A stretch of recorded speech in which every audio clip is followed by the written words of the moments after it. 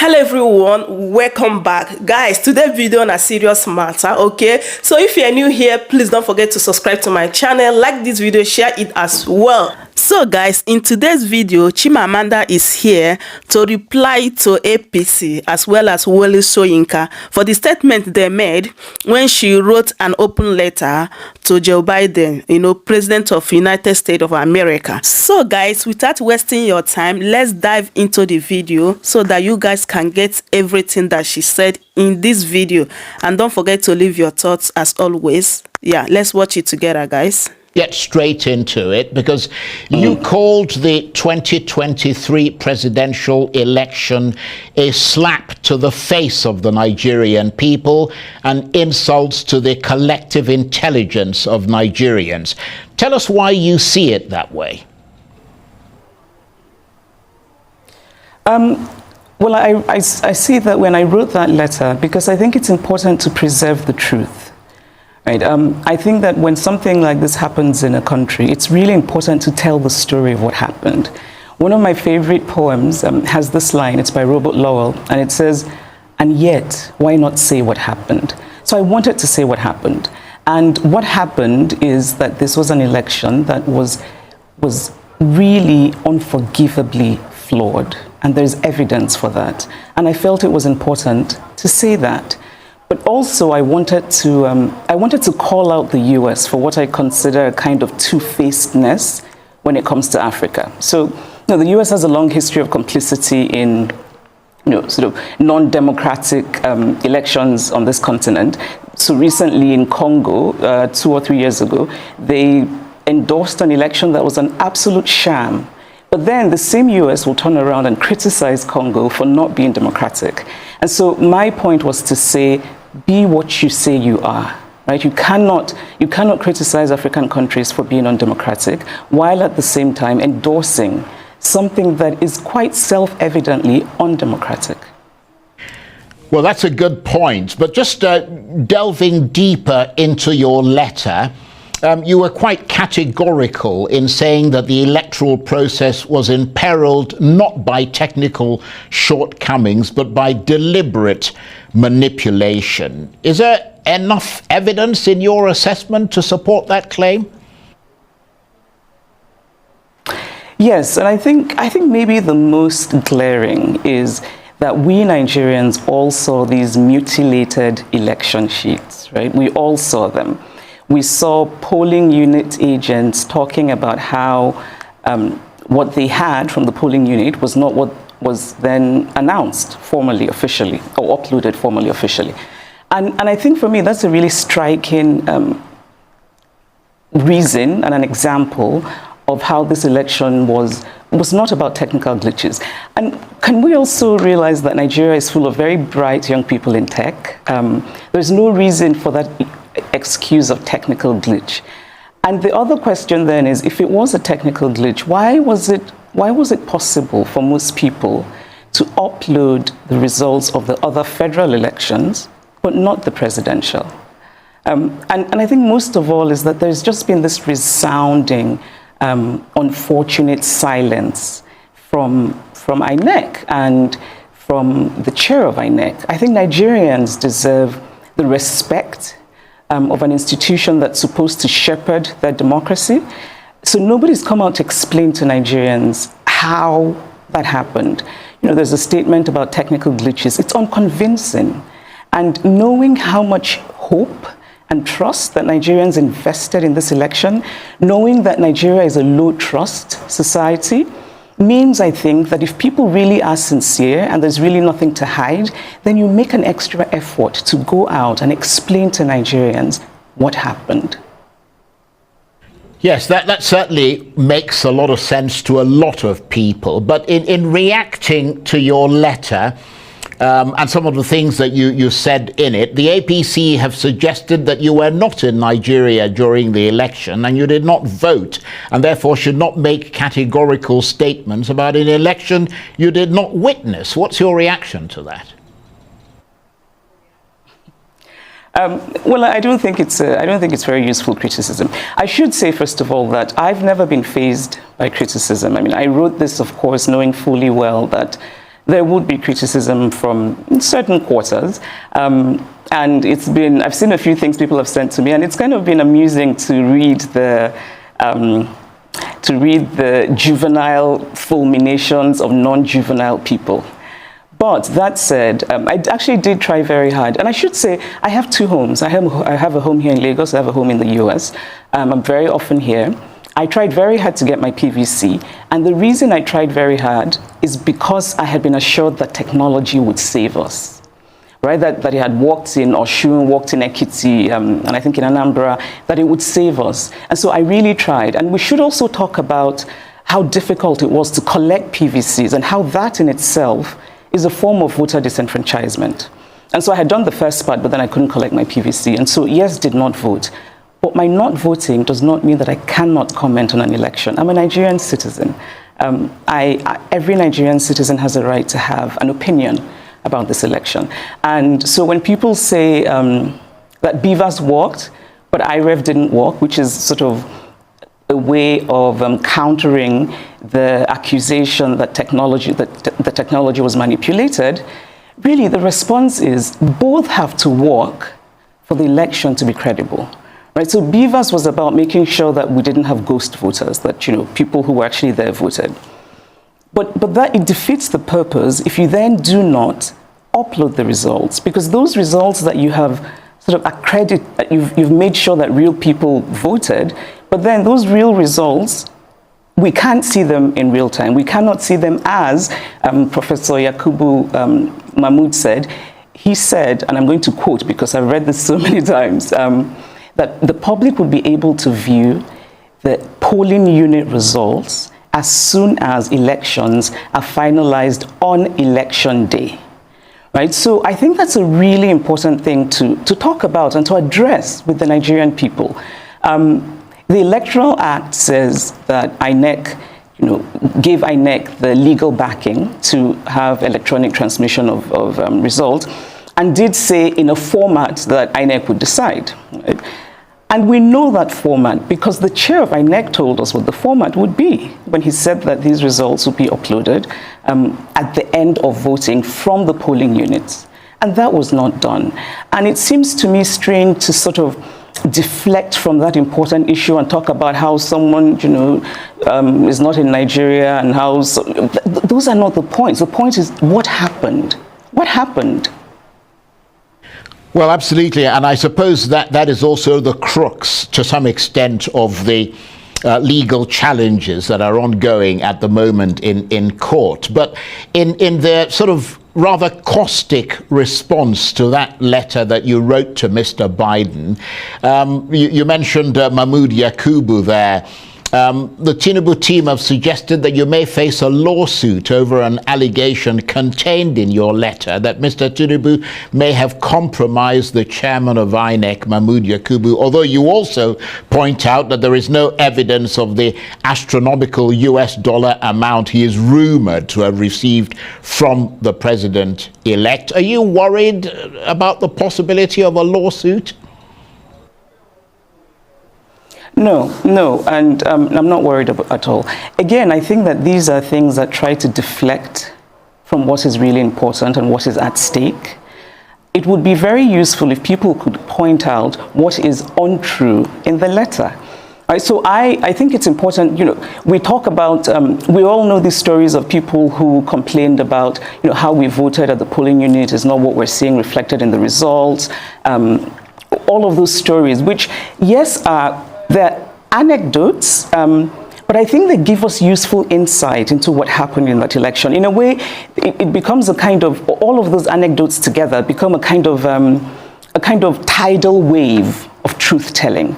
And I think that the rumors surrounding this election are part of the story of this election.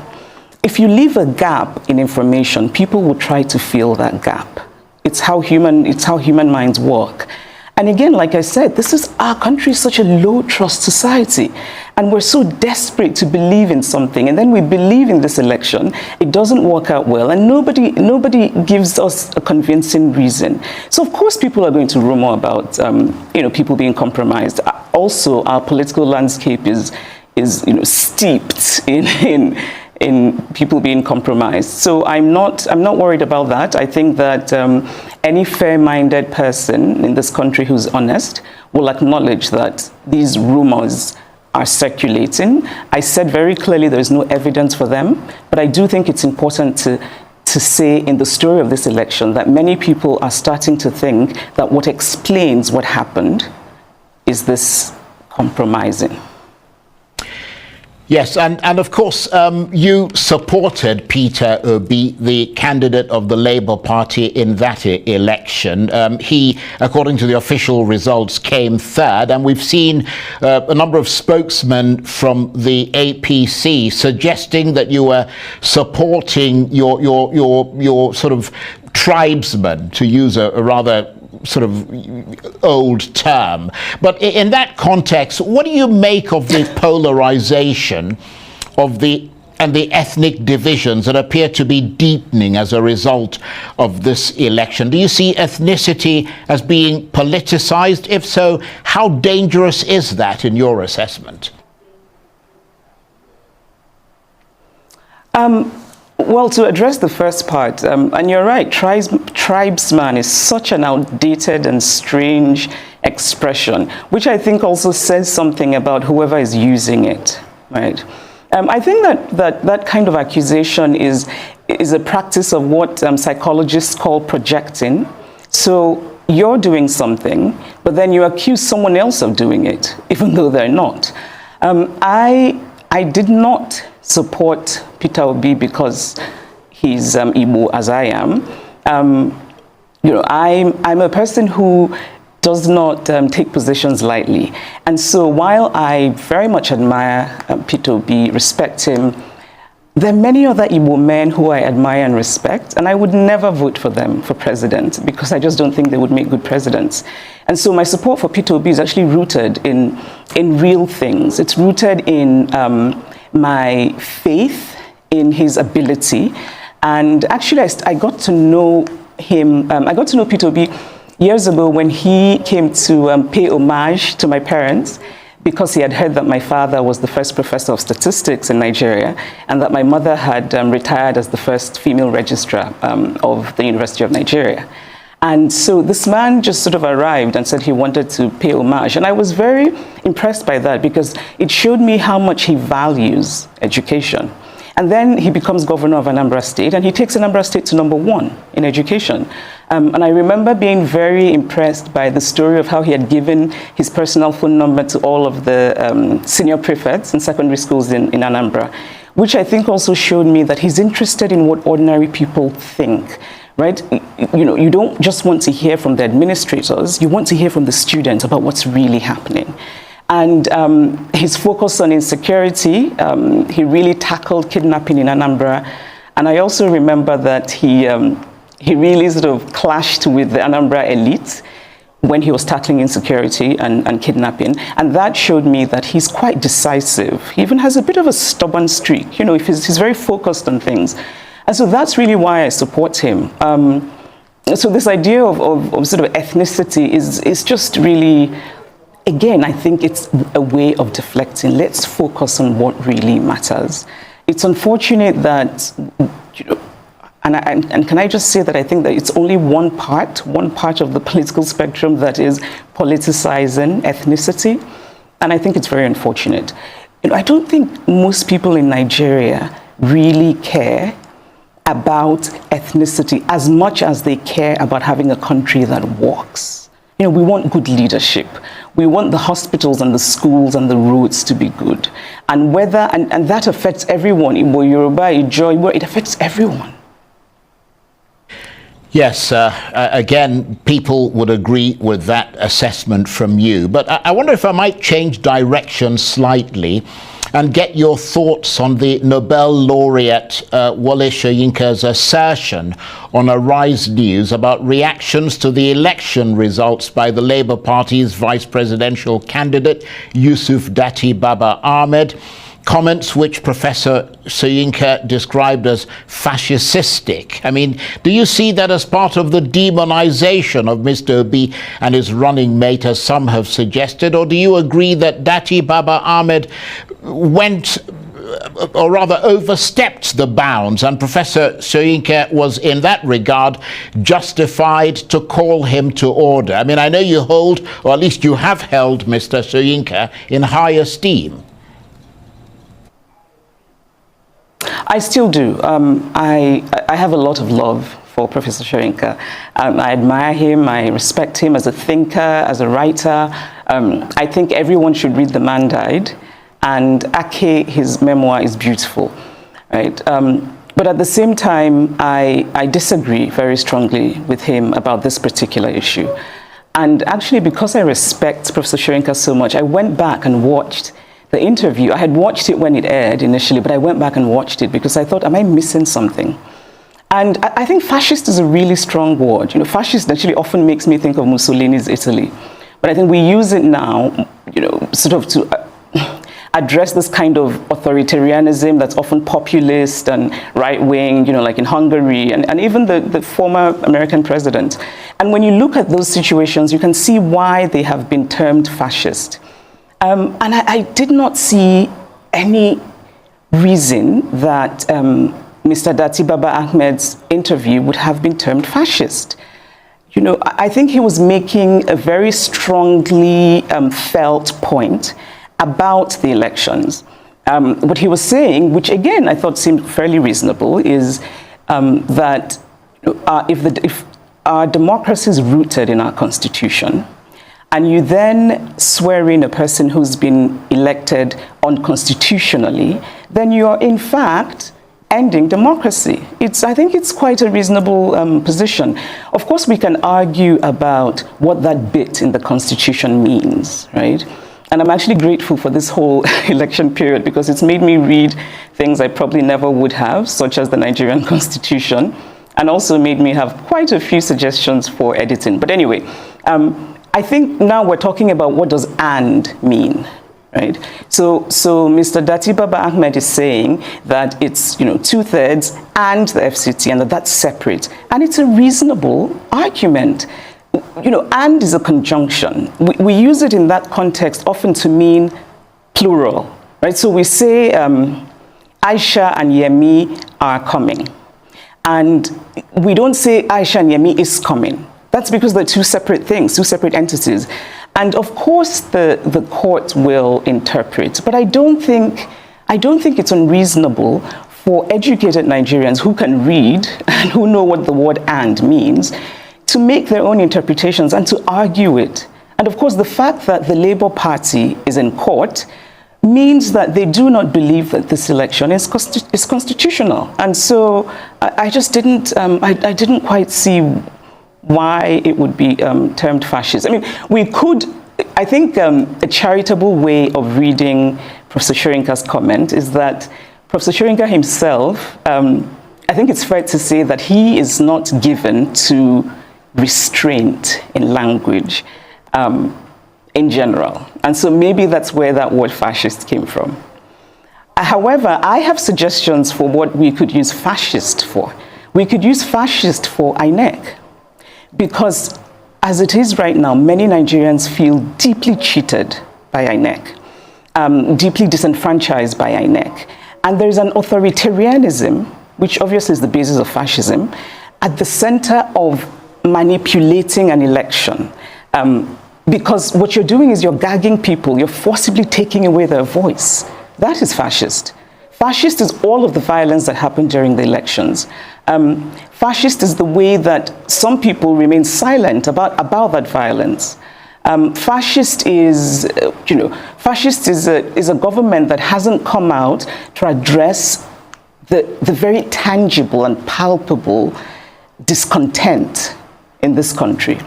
I think that, and when I say that we can use fascist for INEC, what I mean is the fact that, so many of us, including myself, are convinced that this was not in any way technological glitch.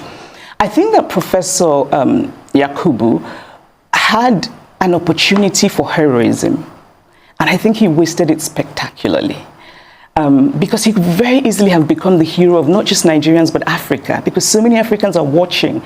They were so inspired by what happened before this election and the obedient movement. And And so, I also think that the president, President Buhari, missed an opportunity for heroism, maybe his last chance at heroism, because Nigerians do not feel that I think Nigerians felt before the elections that he meant well and meant to support credible elections. I don't think many Nigerians think that now. Right. And I wish that he had taken a page from the former president. Very briefly, because we're out of time. Who was a really good man, a moral man. Right. Just literally 10 seconds. The opposition parties are challenging the election in court. Do you think they'll get a fair hearing? I hope they will. I think there's reason to doubt that because the Supreme Court has had rulings that just did not make a lot of sense to most people. And so there's reason to worry, but I'm hopeful. I'm generally hopeful. So I'm optimistic that they will do the right thing and that people will get justice.